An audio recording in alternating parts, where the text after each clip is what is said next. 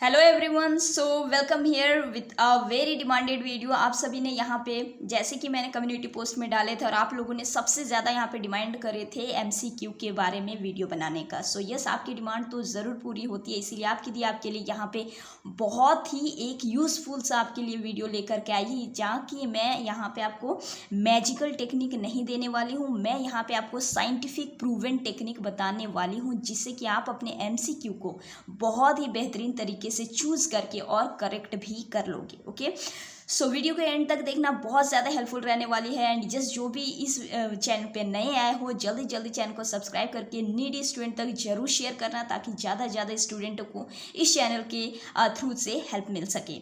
सो बढ़ते हैं हम लोग वीडियो की ओर। आप सभी का यहाँ पे बहुत बहुत वेलकम है। सो भाई देखो, जब भी हमारे पास एमसीक्यू आते हैं तो हमारे यहाँ पे 3 केसेस बनते हैं। 3 केसेस इन द सेंस, सबसे पहले कि you know the question with answer. पहला यहाँ पे केस बनता है कि आपको आते हैं आंसर, ठीक है। सेकंड यहाँ पे क्या बनता है कि आपको नहीं आते हैं। और तीसरा क्या बनता है कि आप यहाँ पे कंफ्यूजन में हैं कि आइदर ये ए होगा, बी होगा, सी होगा या फिर डी होगा।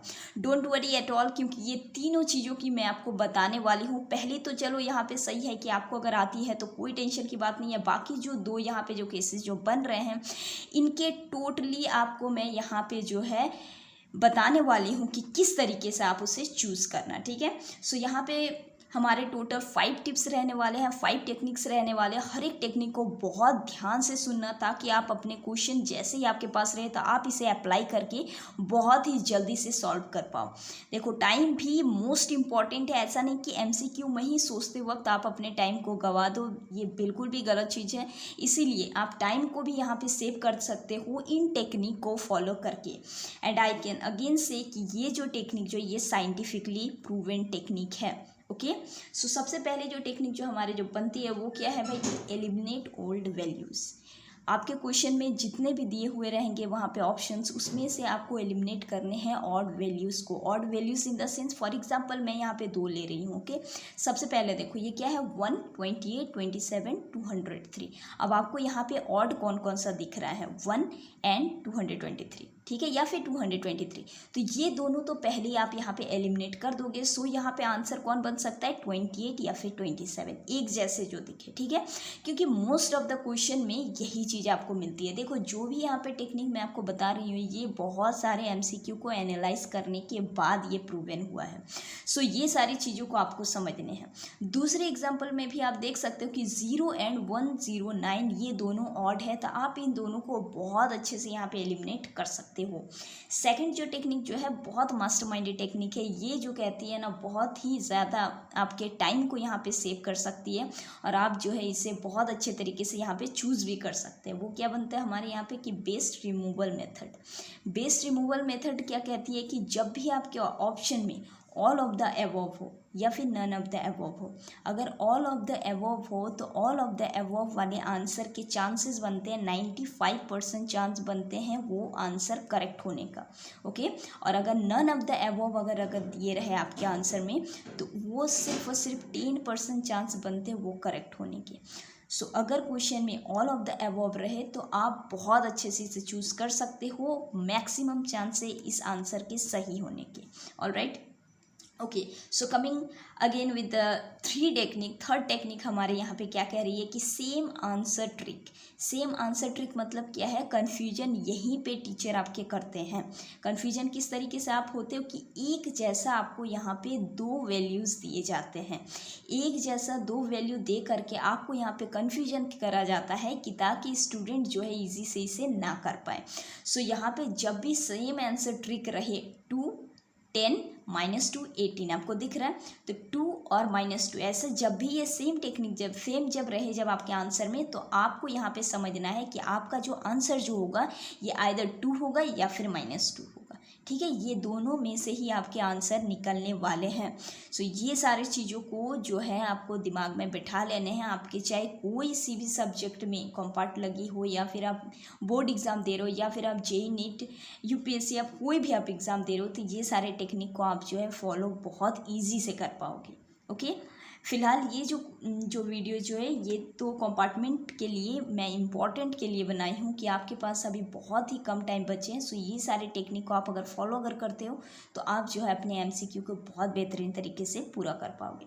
Okay, then coming again with the 4 number technique. 4 number technique हमारे यहाँ पे क्या कहती है कि मैक्सिमम चांस ऑप्शन। देखो ये जो टेक्निक जो है ना, ये बहुत ज़्यादा एनालिसिस, मतलब डीप एनालिसिस करने के बाद ये चीज़ें पता चली है। आप खुद भी देखना, अब हम MCQ जब भी आप सॉल्व जब करोगे तो आप देखना कि B एंड C सबसे ज़्यादा चांस होती है आपके आंसर सही होने के, मतलब 70% चांस B और C वाले ऑप्शन रहते हैं। तो जब भी आपको कन्फ्यूजन रहे, देखो यहाँ पे जो है टीचर जो है सबसे पहले भी आंसर नहीं रखना चाहती है और सबसे लास्ट में भी आंसर को नहीं रखना चाहती है, आपके टाइम को ज़्यादा वेस्ट ना करने के लिए, ठीक है।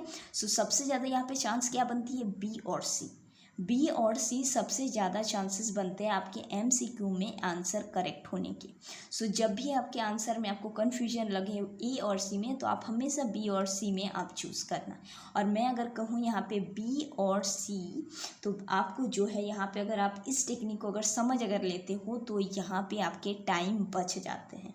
ऑलराइट, सो अब हमारे सबसे लास्ट जो टेक्निक जो है, बहुत अच्छी ये टेक्निक है। देखो ये होता क्या है, जब भी आप कंफ्यूज होते हो उसी टाइम के लिए आपका ये टेक्निक बहुत अच्छा काम करता है। भाई ये क्या कह रहा है कि जब भी हम लोग कोई भी क्वेश्चन को पढ़ते हैं, उसके आंसर हमारे अगर दिमाग में अगर नहीं अगर आ रहे हैं, याद अगर आपको अगर नहीं अगर हो रहा है, तो आपको किस तरीके से याद करना है।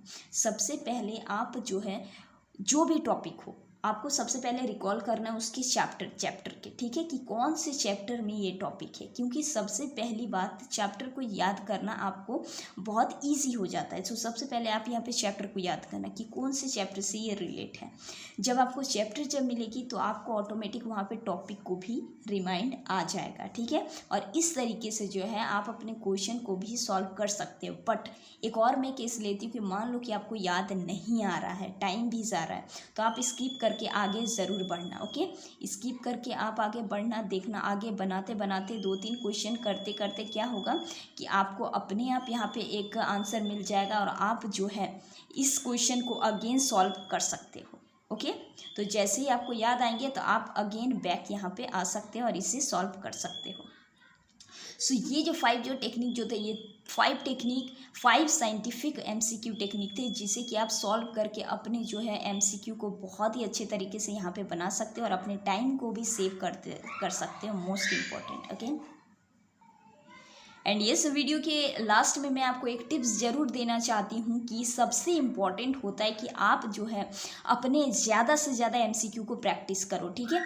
MCQ को ज़्यादा से ज़्यादा यहाँ पे MCQ को जैसे जैसे बनाते जाओगे तो आप जो है ये 5 पॉइंट्स तो आपको पता चले ही गए हैं, और भी काफ़ी सारे पॉइंट्स को आप खुद भी एनालिसिस करके जान पाओगे। सो आई होप सो कि ये वीडियो जो है ये आपके लिए काफ़ी हेल्पफुल रही होगी। और यस, इसके बाद भी हम लोग बहुत सारे वीडियोज़ लाने वाले हैं MCQ के ही रिगार्डिंग, ताकि आपके एग्ज़ाम से पहले तक आपकी सारी प्रॉब्लम जो है सॉल्व हो सके। सो वीडियो अगर इन्फॉर्मेटिव अगर लगी होगी तो वीडियो को जरूर शेयर करना सारे नीडी स्टूडेंट तक। मिलेंगे हम लोग फिर से नेक्स्ट वीडियो में। Till then keep preparing and keep learning.